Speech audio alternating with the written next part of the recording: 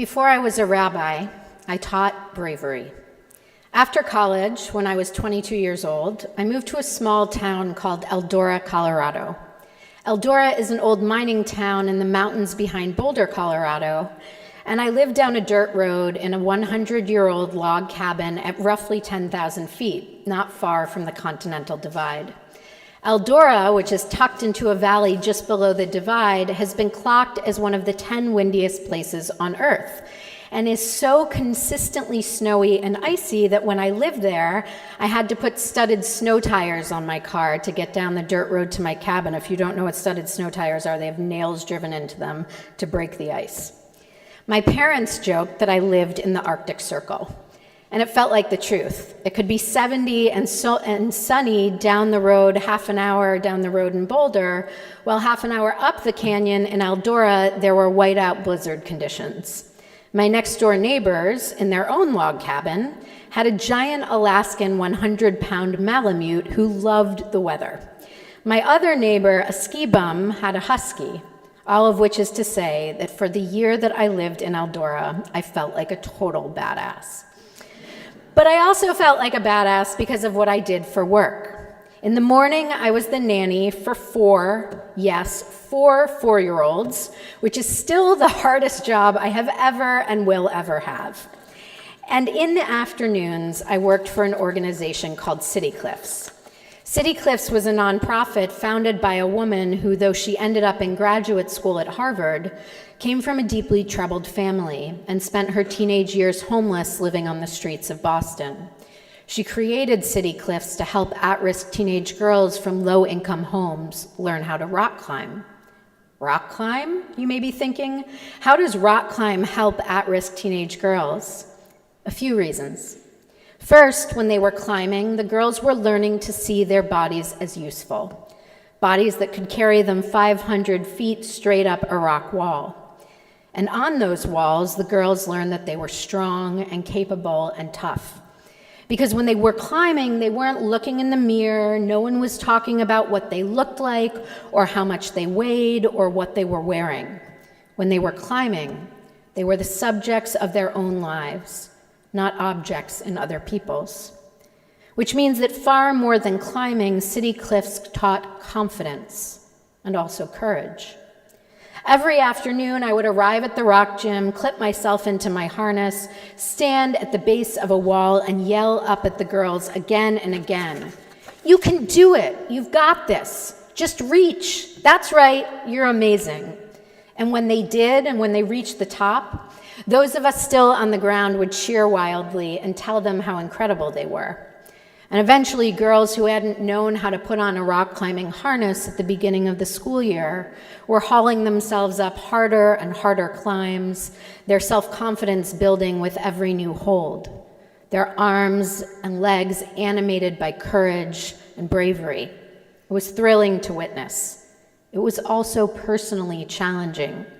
See, I love rock climbing, but I am not a great climber. I'm at best middling. I'm also small, which means that I have to jump up for holds that taller climbers can easily reach. I also, like many Jewish women, am bottom heavy, which is not an asset in rock climbing. But here's the thing. Teaching those teenage girls bravery required that I become brave too. Because at the end of the afternoon, when the girls were too tired to climb anymore, sometimes there would be an opportunity for the staff to climb. And I didn't want to wimp out in front of the girls. After all, it was my job to model confidence and courage. And so the girls would stand at the bottom of the wall and yell the same things back to me that I had yelled to them. You can do this, Jordy. You've almost got it. You're amazing. And sometimes I was, and more often I wasn't. But eventually I figured out that my skill as a climber wasn't the point. Because in the words of women's gospel ensemble, Sweet Honey in the Rock, if you're not scared, it isn't brave. I'm telling you this story because over the past few years, I've been thinking a great deal about what Jewish courage means. I'm telling you because I believe that in an increasingly anti-Semitic world, claiming your Judaism publicly And coming to synagogue on high holidays is itself an act of courage. And I'm telling you because I believe that Rosh Hashanah is the Jewish calendar's invitation to be brave at the times and with the people who scare us the most. For some of us, this means being vulnerable or honest about who we are, or telling someone how we truly feel. For others, it's having difficult conversations or asserting ourselves. For still others, it's starting a business or getting a divorce or starting a new job or quitting a job or buying a house or having a child or starting a romantic relationship or getting married or dating after the death of a spouse or living with a chronic terminal illness or starting cancer treatment. For still others of you, it may even be going rock climbing or skiing or surfing or getting over a fear of heights or getting on an airplane or even eating sushi.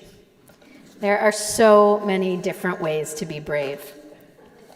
And there are moments in our calendar and in Jewish texts and history that invite and model courage, moral courage, emotional courage, and physical courage. There are times like Rosh Hashanah that insist that we are not limited to who we are today or last year or 20 years ago, that we are capable of so much more and can make a change, begin again, and do the things that terrify us.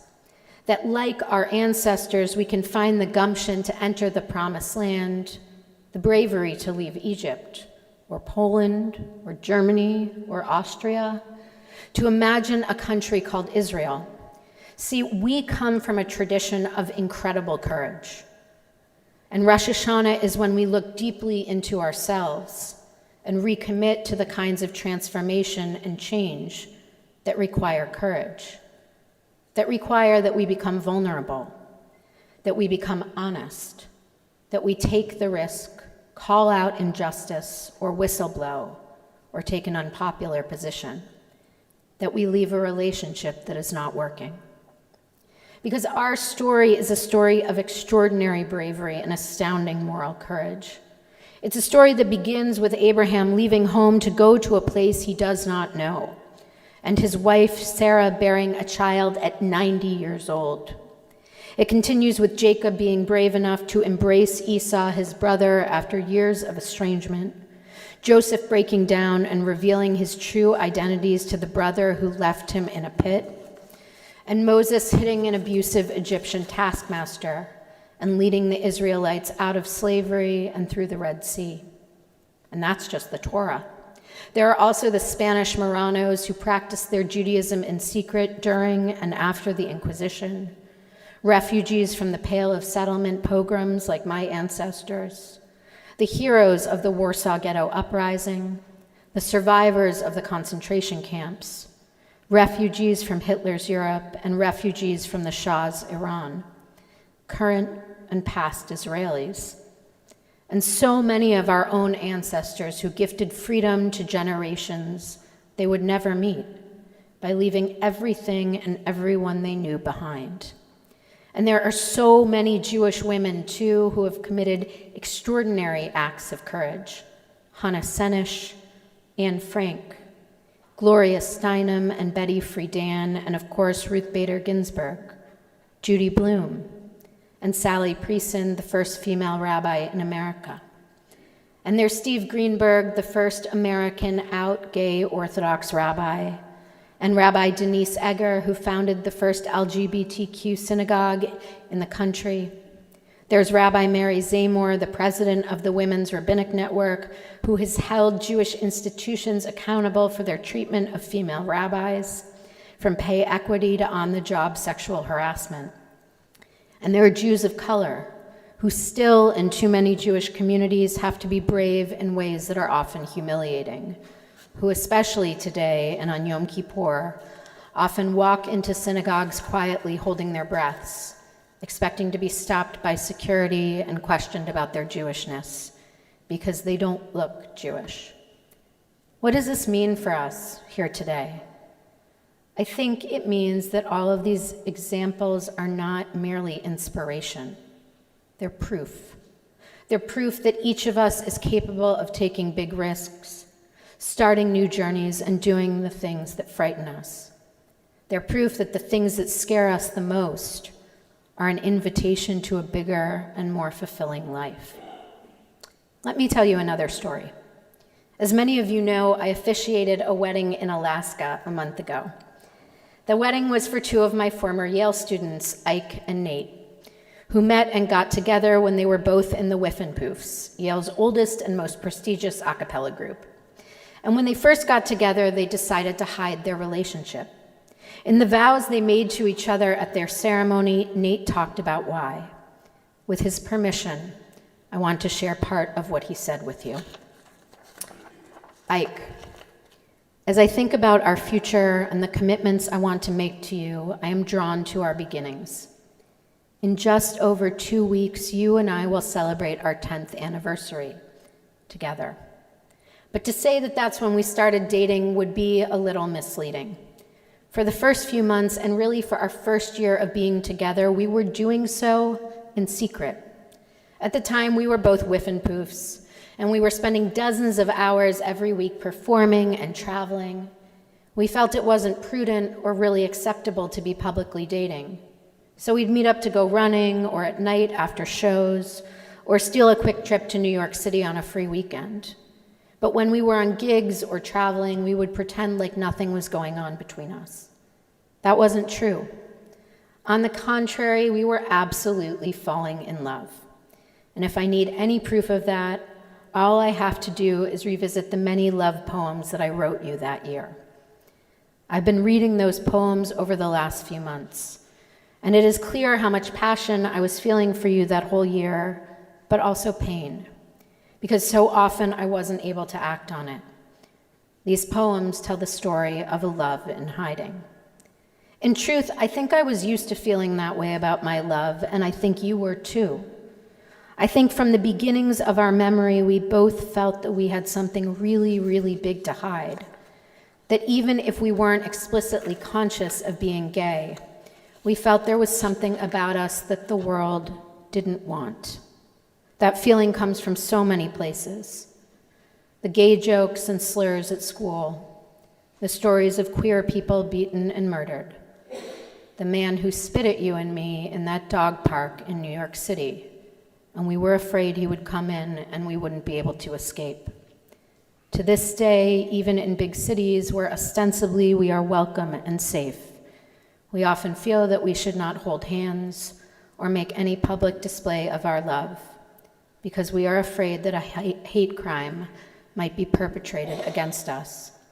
So this brings me, Ike, to my first and my most important vow. I vow to spend the rest of my life creating a world where we can love each other bravely, where our love rises above hate, and we do not need to hide or to live in fear. Nate and Ike's story is all too common even in 2023, and it's also extraordinarily courageous. But more than that, it's an example for all of us about how to live bravely. Because courage, like love, is a risk, but it's also a muscle. Once we begin to use it, it gets stronger and stronger, and the possibility of failure and sometimes the reality of it begins to seem less and less frightening. As the wonderful retired therapist Betsy Stone, who many of you have learned from here, once said to me, courage is something that often happens not all at once, but ounce by ounce, bit by bit. And there will be times when we take a risk and it doesn't work out. We reveal who we truly are and are condemned or rejected. We start a business and it fails. We take up a new hobby and we're bad at it. Or we try a new food and are disgusted. We get married and it isn't forever. We go out on a date and wish that we hadn't. Or we decide that not doing the thing that terrifies us is the smarter choice, as I once did in New Zealand when I stood at the edge of the bungee jump and thought, Fear is probably an evolutionary alarm clock developed over millions of years. It makes a lot of sense right now. This is stupid. And I took off the harness and I climbed back down the ladder. Because sometimes admitting that we're scared is the bravest thing of all. And it is also a reckoning that can make our lives more meaningful. After all, one of the most frightening things every one of us does eventually is admit that we won't live forever. Confronting our mortality, whether it's by letting our hair go gray, our faces age, creating a living will, or even telling those we love that we are living with a life-threatening diagnosis, allows us to fully embrace the time we have left. It doesn't mean that our fear of aging or death will go away, but we take away a large portion of its power when we name it, confront it, and acknowledge our vulnerability. Today, on Rosh Hashanah, and again on Yom Kippur, we come together to do the sacred and often very uncomfortable work of teshuvah, the return to our truest and our deepest selves. With rigorous honesty, we face our greatest fears and our greatest sources of shame. We remove the artifice and the masks that we live with the rest of the year, and we stop pretending. We stop pretending that we are perfect, that we are immortal, and that we are infallible. After all, only the angels are all of those things. But we, with our frail human bodies and our imperfect hearts and our complicated psyches, are only human. And yet Judaism assures us this is a distinct privilege, because there is no more promising and no more brave or beautiful thing to be. Even the angels envy our freedom, our choices, and our endless potential. This year, my blessing for each of us is that we will be brave enough to embrace it. Shana Tova U'Mitaka, a sweet, a happy, and a healthy new year to all of you.